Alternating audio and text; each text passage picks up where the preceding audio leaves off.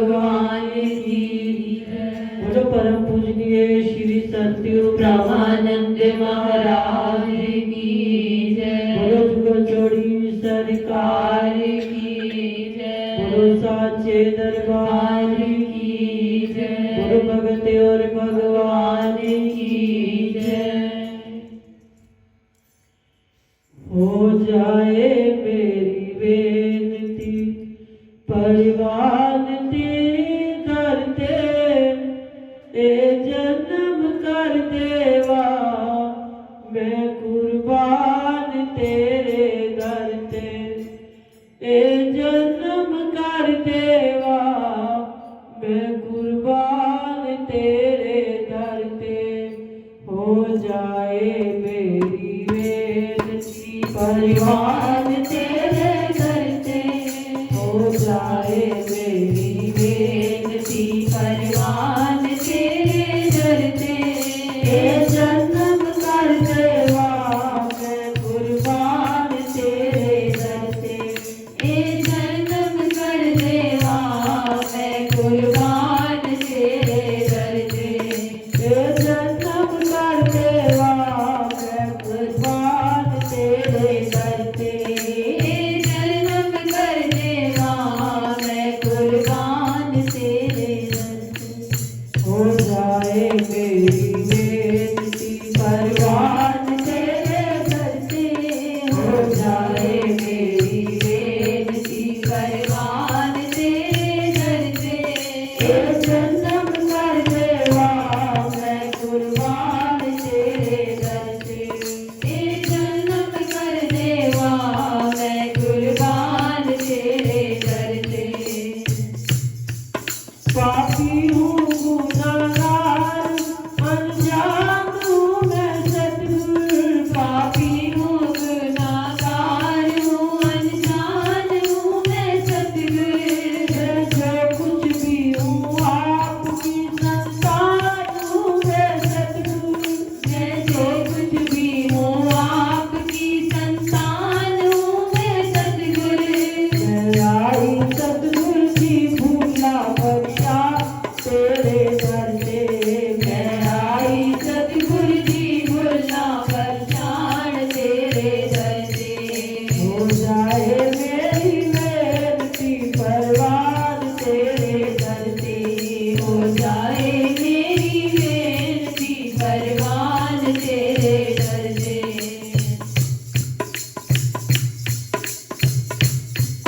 दुनिया में तेरे दर से तकदीर बदलती रहती है, दुनिया में तेरे दर से तकदीर बदलती रहती है, अजरक मदती अली काजी तकदीर बदलती रहती है, मदती अली काजी तकदीर बदलती रहती है। आई सतगुरु जी प्यारे किस्मत अजमा तेरे दर ते, मैं आई सतगुरु जी किस्मत अजमान तेरे दर ते, मैं आई सतगुरु जी किस्मत अजमान तेरे दर ते, मैं आई सतगुरु जी किस्मत अजमान तेरे दर ते। जन्म कर देवा मैं कुर्बान तेरे दर ते, ए जन्म कर देवा मैं कुर्बान तेरे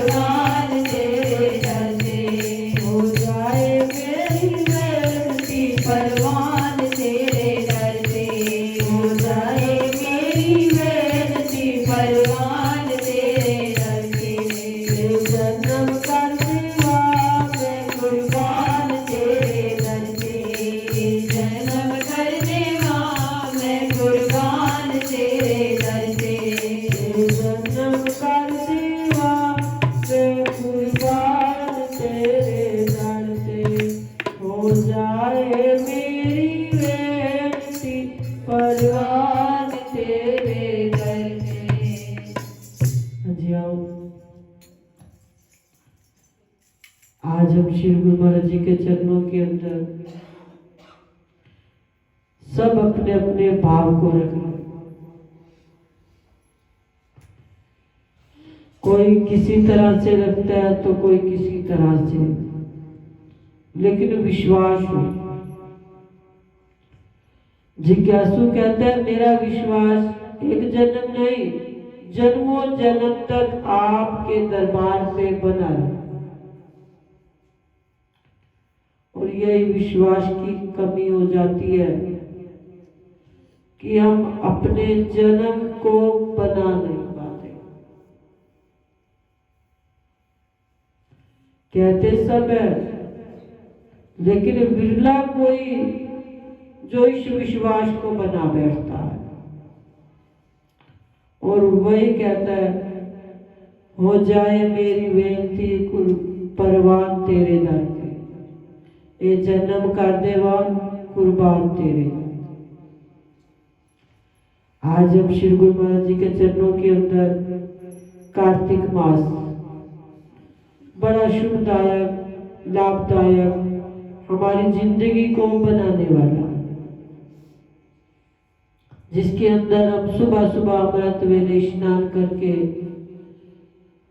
दरबार में आते हैं और आशीर्वाद पाकर अपने जन्मों जन्म के पापों की लकीरों को मिटा कर जाते हैं। मिटती उसकी है जो अपने आप को पूर्ण रूप से गुरु महाराज जी के चरणों के अंदर कुर्बान कर देता है। आंखों देखा, अभी भगत जी कह रहे थे, आज हम पिताश्री चिमनलाल जी जो कुटिया के ऊपर अपने आप को संपूर्ण रूप से तन से, मन से, धन से, वाणी से गुरु महाराज जी के दरबार के अंदर समर्पित, ऐसा समर्पित किया, देखा नहीं कौन मेरे पास है कौन नहीं है। केवल गुरु महाराज जी के चरणों का ध्यान, अमृत वेला, अमृत वेले जो अपने आप को जन्म जिसका हो जाता है ना, वो भी पूरी जिंदगी आनंद लेता है। और जो अमृत वेले गुरु महाराज जी के चरणों के अंदर कुर्बान हो जाता है, उसके भी जन्म जन्मांतरों के सारे कर्म छूट जाते हैं।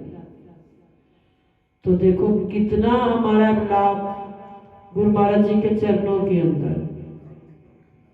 एक बार अपनी हस्ती मिटाकर तो देखे, फिर वो हमारी हस्ती को कितना ऊंचा बना देते हैं। माली आता है ना बाग के अंदर, जब फूल पका हुआ ना, जब उसको तोड़ता है तो फूल को पता नहीं चलता, क्योंकि वो टहनी से अलग होने के लिए तैयार कर है। वो यही चाहता है कि मैं अपने आप ना गिरूं, मुझे माली आए, तोड़े और अपने हाथों में ले ले। देखो गुरु महाराज जी ने भी किस प्रकार से हमारे पिताजी को अपने हाथों के अंदर ना किसी को दुख दिया, ना किसी को तकलीफ दी, ना किसी के ऊपर बोझ बना। हर तरह से गुरु महाराज जी का ध्यान किया। इसलिए कहते हैं पूरी जिंदगी भजन करो, भजन करेंगे तो अंत मता सोई गता, हमारी गति उसी के अनुसार होगी। हम पूरी जिंदगी माया में लगे रहते हैं, मोह में लगे रहते हैं, तो अंत समय हमारा क्या हाल होता है? चाहे हम गीता सुने, चरणामृत पिलाए, कुछ भी करें, लेकिन होगा वही जो सतगुरु चाहेंगे। फिर वो मुख के अंदर चरणामृत जाए या ना जाए, वो गीता कान से सुनी जाए या ना जाए, अगर हमारी वृत्ति उसके साथ जुड़ी होगी तो अपने आप वो हमें भवसागर से पार कर देंगे। तो हम इस मोह माया संसार के अंदर अपने आप को निर्लेप बनाए, संसार में रहते हुए संसारी ना बने, संसार में रहते हुए कार्तिक मास का आनंद लें। हमारे पिताजी ने कार्तिक मास का आनंद लिया तो देखो अपनी जिंदगी अरिशाद कर गए। हम भी कार्तिक मास हमारे को मिला, हम भी अपनी जिंदगी को गुरु महाराज जी के चरणों के अंदर परवान करें तो देखो गुरु महाराज जी आशीर्वाद देंगे, हमारे जीवन को बनाएंगे। लेकिन सबसे पहले अपनी ममता को तोड़ना पड़ेगा। एक बार एक सेठ जी थे, सत्संग में चले गए, बड़ा धनमाल था। तो सेठ जी को ये होता था कि मुझे कोई ये तरकीब बताए कि जितना मैंने कमाया मेरे साथ जाए।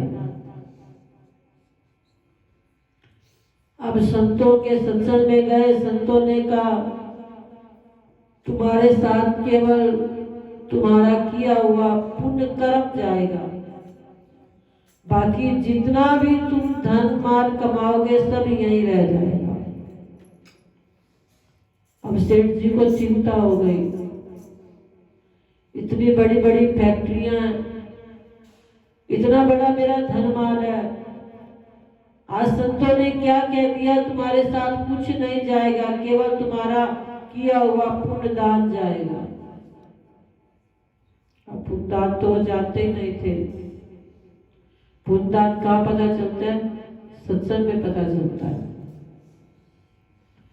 अब संतों का सेठ तो कभी संतों की शरण में गया ही नहीं था, पहली बार गया था कि दान पुण्य क्या होता है। अब घर आया, चिंता लग गई, रात को नींद नहीं आई, इतना कमा रहा हूँ, इतना कुछ कर रहा हूँ, लेकिन मेरे साथ आज मैंने पहली बार क्या बात सुन ली कि मेरे साथ कुछ भी नहीं जाएगा। अब इसी चिंता के अंदर रात बीती, सुबह उठे, फैक्ट्री में गए, अपने सारे कर्मचारियों को बुलाया, कहने लगा मेरे प्रश्न का उत्तर दो, जो मैं कमा रहा क्या मेरे साथ जाएगा? अब कौन हो जो उनको कहे? सेठ जी ने कहा 7 दिन का समय देता हूँ, 7 दिन बाद आकर बता देना। अब 7 दिन के बाद कर्मचारी आए, कहने लगे कुछ ना बोले। सेठ जी को फिर चिंता। अब फिर सेठ जी ने दोबारा औरों से पूछा, अपने मित्रों से, रिश्तेदारों से, कि मेरे साथ क्या मेरा ये धन माल मैं जो ले जा सकता हूं, तो मुझे कोई तरकीब बता दो, जो बताएगा मैं उसको 5 करोड़ रुपए दे दूंगा।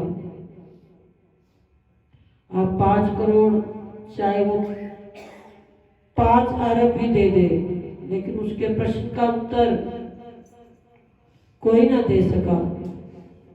अब एक साधारण सा व्यक्ति खड़ा था, कहने लगे सेठ जी आपके साथ आपका किया हुआ धन जा सकता है। अब सेठ जी बड़े खुश हुए, प्रसन्न हो गए कि मुझे अब तक संतों का वचन आज झूठा हो गया। सबने कहा था कि तुम्हारा धन तुम्हारे साथ नहीं जा सकता, संतों ने भी कहा था तुम्हारा धन नहीं जाएगा, लेकिन आज किस प्रकार से एक व्यक्ति ने कह दिया कि तुम्हारा धन जा सकता है, लेकिन एक शर्त पर। अब सेठ जी ने कहा कौन सी शर्त? कहने लगे पहले तुम अपने सारे धन को लोगों के अंदर बांट दो, बांटना शुरू कर दो, जितना भी तुम्हारे पास है अपने पास कुछ भी ना रखना, ये धन तुम्हारे साथ अवश्य चला जाएगा, 10 गुना होकर जाएगा। अब सेठ खुश हो गया, प्रसन्न हो गया। किसी ने तो मेरी इस युक्ति का किस प्रकार से सलाह देकर मुझे जीवन बनाने का, मुक्ति देने का बड़ा अच्छा कार्य किया। अब सेठ जी ने धन लुटाना आरंभ कर दिया। धन लुटाते लुटाते सेठ जी की अवस्था जाने वाली हो गई। अब जो भी कोई आता सेठ जी की वाहवाही करता। सेठ जी जैसा कोई भी दानवीर नहीं। सेठ जी ने हमारी इस समय के अंदर बड़ी सहायता की, जो हम कुछ भी नहीं कर सकते थे, लेकिन आज सेठ जी की कृपा से आज हम मालो माल हो रहे हैं। जो भी आता वही कहता, सेठ जी जैसे ही सुनते अवस्था हो रही थी जाने की। अब जैसे ही सबकी बातें सुन रहे थे तो प्रसन्न हो रहे थे कि मेरा धन, असली धन तो हमारा यही होता है, दान पुण्य का। हम दान पुण्य जितना अपने जीवन के अंदर करते हैं वही हमारा अंत समय हमें खुशी देता है, प्रसन्नता देता है। और वही खुशी हमारे लाला जी दे गए, हमारे पिताजी दे गए। हम भी अपने जीवन के अंदर किसी को खुश करने की, अरे कुछ ना कुछ देने का कार्य जरूर किया करें। वो हर किसी के साथ प्रेम से वार्तालाप करते, कोई धन लगता, जो भी आता तन से जितनी सेवा मन पड़ती करते, मन से सबके साथ प्रेम का व्यवहार करते। तो देखो आज उनका वो धन किस रूप में उनके साथ गया, पुण्य रूप में गया। हम भी अपने जीवन के अंदर पुण्य कमाया करें। ये धन हमारे साथ जाएगा अवश्य, लेकिन इसको जितना गुरु के दरबार में, समाज के अंदर, गरीबों की सेवा के अंदर लगाएंगे, ये हमारा एक नहीं 10 से 100 गुना साथ जाएगा। तो जैसे ही ये बात सेठ जी की भी जीवन के अंदर घर कह गई, तो वो भी अपने जीवन को कुर्बान कर गए। तो आओ हम भी गुरु महाराज जी के चरणों के अंदर कार्तिक मास मनाने आए, लाला जी की याद को मनाने के लिए आए। तो श्री गुरु महाराज जी के चरणों के अंदर अरदास करें, फरियाद करें, सबके जीवन के अंदर आनंद हो। श्री गुरु महाराज जी सबके ऊपर अपना आशीर्वाद रखते जाए। श्री कृष्ण गोविंद हरे मुरारी,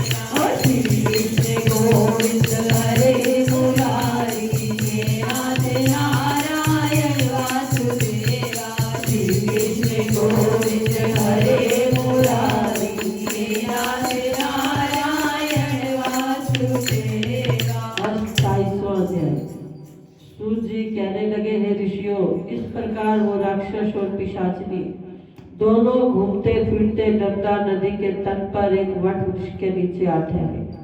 उस वट वृक्ष पर गुरु निंदक एक ब्रह्म राक्षस रहता था।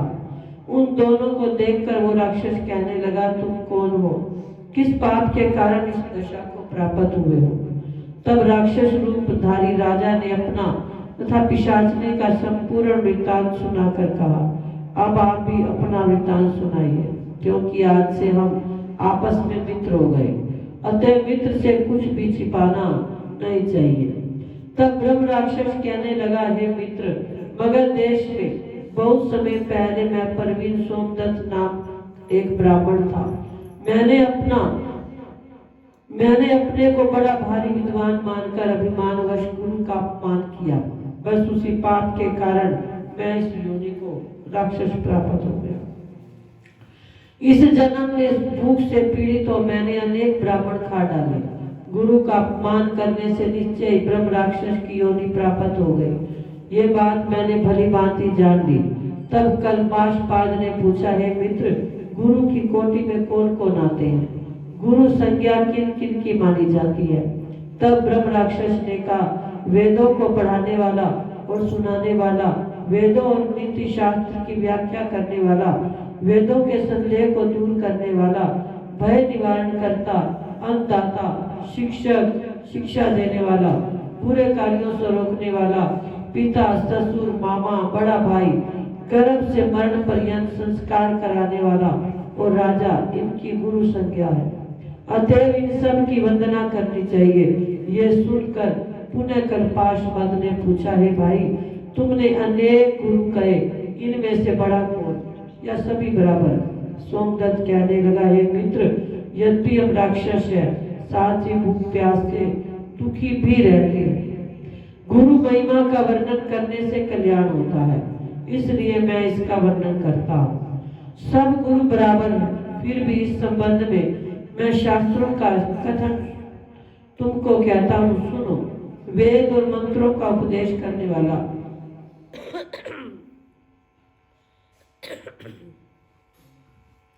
धर्म शास्त्र और पुराणों के व्याख्याता और उपदेश करता, ये विशेष गुरु माने जाते हैं।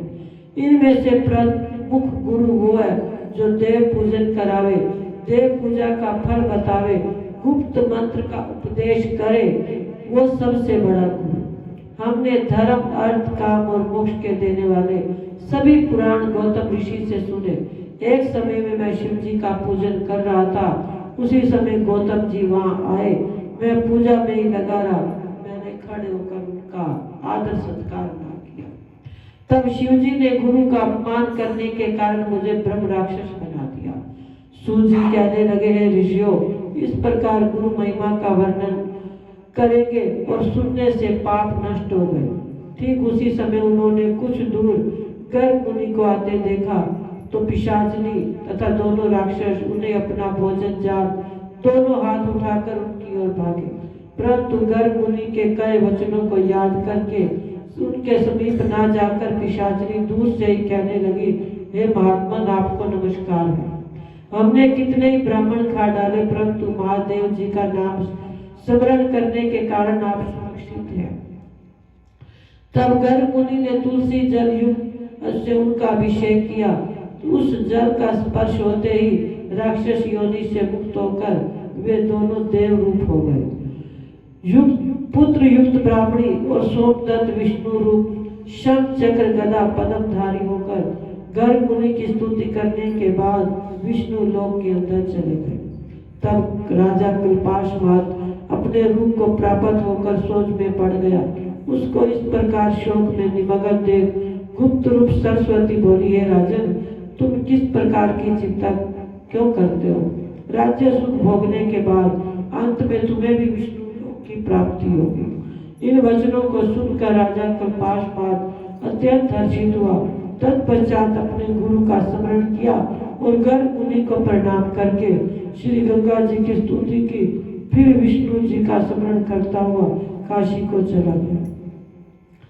वहां 6 मास तक काशी जी, गंगा जी और विश्वनाथ महादेव के दर्शन करके आनंद को प्राप्त हुआ। उसके बाद प्रसन्नता पूर्वक वो अपने राज्य में आया। तब गुरु जी ने उनका अभिषेक तिलक किया। इसके तत्पश्चात अनेक भोगों को भोग कर अंतकाल में मोक्ष को प्राप्त हुआ। सूर्य जी कहने लगे, हे ऋषियों, इसमें आश्चर्य जैसी कोई बात नहीं। भगवान का गुणगान करने और काशी का सेवन करने से मनुष्य को निश्चय ही मोक्ष की प्राप्ति होती है। गंगा के स्नान मात्र से करोड़ों जन्मों के पाप नष्ट हो जाते हैं। इति 27वां अध्याय संपूर्ण।